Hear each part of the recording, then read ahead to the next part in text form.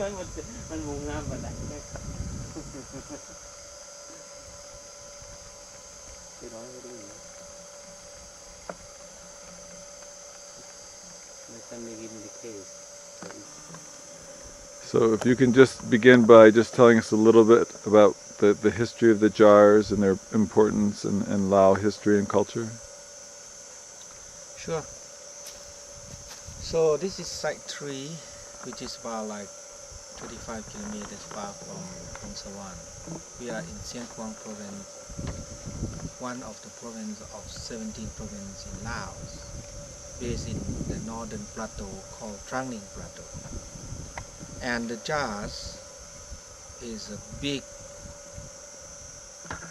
megaliths left behind since long time ago in Laos, and we make a lot of study about the jars, and now we can resume a little bit to you that Laos is not the only one country who have jars. The jars began from Assam near Pakistan down to Sulawesi. Only Xieng Khuang Plateau have more than 10,000 jars, which is, we knew that is the most numbers of the whole jars in the world. And the jars is like carved by sandstone. It was like one time in 1932, Madame Colony and her sister camp from Hanoi cut the track with 40 coolie a day, carry her by hammock, walk through the jungle from Hanoi to here, and took her 3 months to get up here. And she dug around and she found about 6 sites of jars.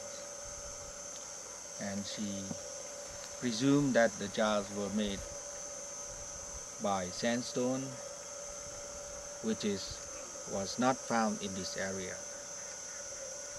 And she presumed that the jars were urns to put ash and bone into it. And especially in Site 1, they have a cave nearby, and she was like, presumed that that cave was cremation cave. After our excavation in 1996 with the help of Australian embassy and University of Canberra, we have a lot of things and a lot of evidence to suppose this resume that the jars never been fired, and also the jars never been urns, and we found the quarry of the jars.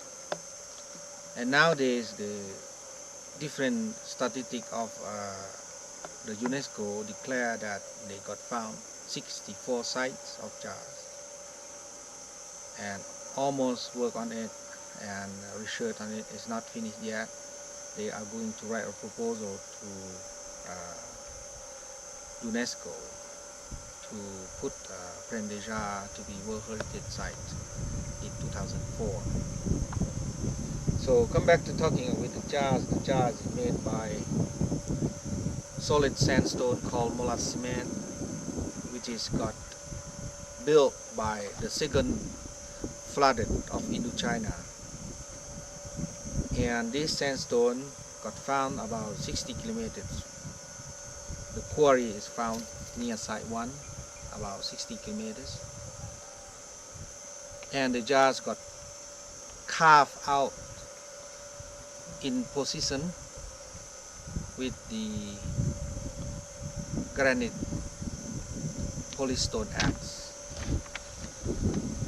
The jars, 2/3 of the jars is up on the ground, and 1/3 is solid rock buried just to balance, to stay above. And we found some lids of jars, and we found some dolmen. Actually, the jars is the middle brother of the megaliths.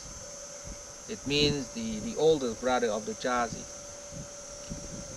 have another site called Lao Stonehenge, which is thought to Samnur area,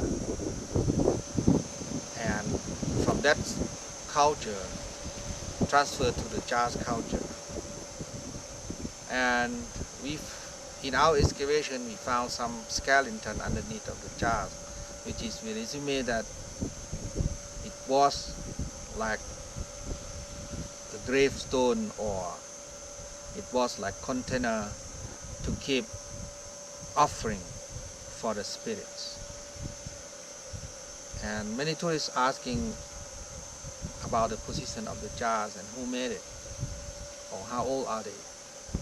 So the position of the jars are based on very important strategic area, which is right now find out that that position was magnetic. It means like every year in rainy season that the lightning hitting this spot, this top mountain, because underneath of here is have a lot of ore, like copper, silver, or gold, and it's make magnetic power like a big batteries. The GPS doesn't work well, and compass sometimes bend.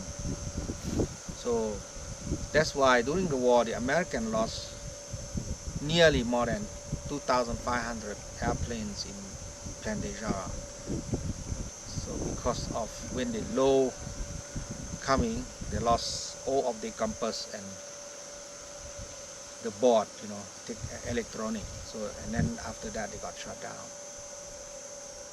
We found also later that 11 MiGs have been down in Plan of Jars also, because the Russian give to the Laotian new armies a couple 20 MiGs, and they flew around, and it was happened the same like it was happened with American planes.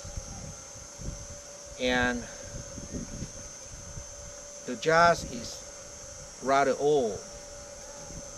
Some of university have been tested about the age of the rock.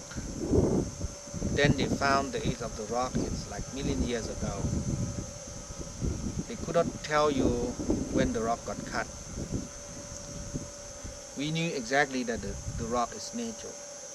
It's formed by nature. The tribe only cut and roll here and put it up and dug it in by fire or something.